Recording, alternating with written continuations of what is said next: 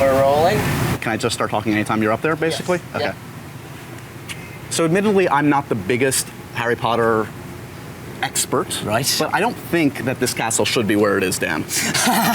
Right, I see what you mean. It should be in the Highlands of Scotland. Right? Yes, I know, but it has been moved magically to be here. We're in 90-degree Orlando. I know, but it's this, and yet snow is still unbelievable. It's called magic, Dan. It is magic snow. Yes, it's incredible. And no, I know this is kind of pretty amazing. Actually, I was very, very keen that the castle be as impressive as it should be, and it really, I think, is. Frankly, I can vouch it for is it kind too. of. It does look like 700 foot of rock and castle. And we're going to actually take a look inside the castle, and we've got the man, the myth, the legend, Mr. Radcliffe. You're going to do it for me, right? Absolutely. You're going to show me around? Yeah. I'll give you a tour. All right, let's go. Cool. And actually, it was quite good. I have my trusty laser pointer. Do you always carry that with you? I've got given it back like a week ago, and I love it. This, obviously, moving portraits. We were familiar with this. Moving portraits. I believe that is Helga Hufflepuff and Rowena Ravenclaw having a bit of a conflab there, and Salazar Slytherin, of course. Now, if I just use my trusty laser pointer for a moment, this man, this portrait, I don't know how clearly you can see it, but that is actually based on our production designer, Stuart Craig.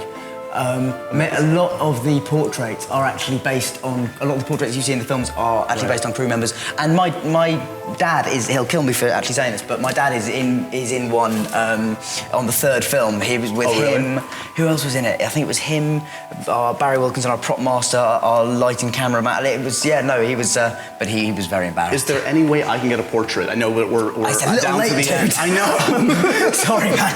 Does this feel like anything like the sets you were on? Yes, absolutely. Well, this is what I was saying, was kind of what's amazing about this place overall, not just this ride and everything, but the place overall is that it's actually sort of more complete than the film sets, because, you know, you're on the Great Hall and you walk outside and you see it's in fact made of wood and scaffold, and, you know, as Tom Felton said, he's expecting to see a bit of green screen at any moment, whereas here it is all just here, and it is kind of amazing. And me and Rupert Grint stood outside Ollivander's wand shop for 5 minutes going, wow, that's great, isn't it? Didn't realise we could go inside.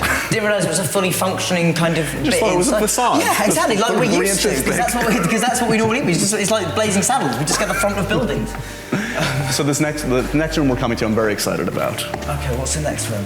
So I was saying, I was really excited about this one. We're in Dumbledore's office. This is insane. I know, it's great, isn't it? This is the real Dumbledore's office. I mean, it is an incredible, exact replica. I mean, you can't see this from where you guys are, so it's useless me telling you, but you've got the pensieve and everything behind, and loads of sort of weird astrolabes and different kind of, all the various sort of astronomical equipment that Dumbledore has in his office. Was there one scene in particular that you remember that resonates with you from this setting? I mean, I think that, well, I mean, yeah, there was actually the one that, you know what, the one that honestly came first to mind then was at the end of number 2 with, where Jason Isaacs and Richard Harris are having their kind of, their heaters exchanged at the end. And so that very vividly came back to me. And I think one of the key scenes in the series happens in this room, which is, towards the end of the 7th film, where Harry learns something about Snape's past in relation to him, and that takes place in this room. In fact, actually, it takes place pretty much here. Oh, am I Snape or am I you? No, Snape's not here. There's just a pensieve, and I'm going into it like that. Got it. And yeah, possibly the key scene in the series, you might say. There's certainly, you could put an argument forward for that. Sure. So yeah, that's going to be a pretty amazing. I hope if I've done my job, it should be a pretty good scene. When you walk into a setting like this, like do memories just come flooding in? I mean, what is? Yeah, I mean, it's in a way, because I've only sort of just left Potters. The memories are still all very, very vivid. But yeah, I mean, I know that somebody asked me a question outside actually that was saying, you know, do you think you'll ever bring your kids here? If I have kids, which I hope to, you know, one day, not for a while.